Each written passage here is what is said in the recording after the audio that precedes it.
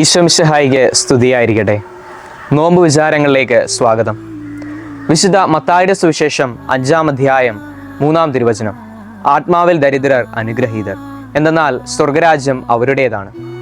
സ്വന്തം നിസ്സാരത തിരിച്ചറിയുന്നവനാണ് യഥാർത്ഥ ദരിദ്രൻ. അതോടൊപ്പം ദൈവരാജ്യത്തിൻ്റെ മഹത്വം കൂടി തിരിച്ചറിയാൻ നാം ശ്രമിക്കുമ്പോൾ നാം ആത്മീയരാകും. കാരണം ദൈവാത്മാവിനാൽ നയിക്കപ്പെടുന്നുവെങ്കിൽ നാം ജഡികരല്ല, ആത്മീയരാണ്. അതിനാൽ തന്നെ നമ്മുടെ പൗരത്വം സ്വർഗരാജ്യത്തിലാണ്. മണ്ണിൽ ജീവിക്കുമ്പോഴും വിണ്ണിലെ ജീവിതമായിരിക്കണം നമ്മുടെ ലക്ഷ്യം.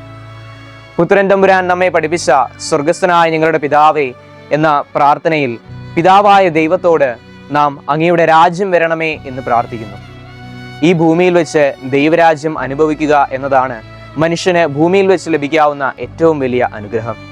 ഈ അനുഗ്രഹം പ്രാപിച്ച വിശുദ്ധ കൊച്ചുത്രേസ്യയെ പോലെ ഈ നോമ്പുകാലത്ത് നമുക്കും ദൈവരാജ്യം അനുഭവിക്കുവാൻ സാധിക്കട്ടെ.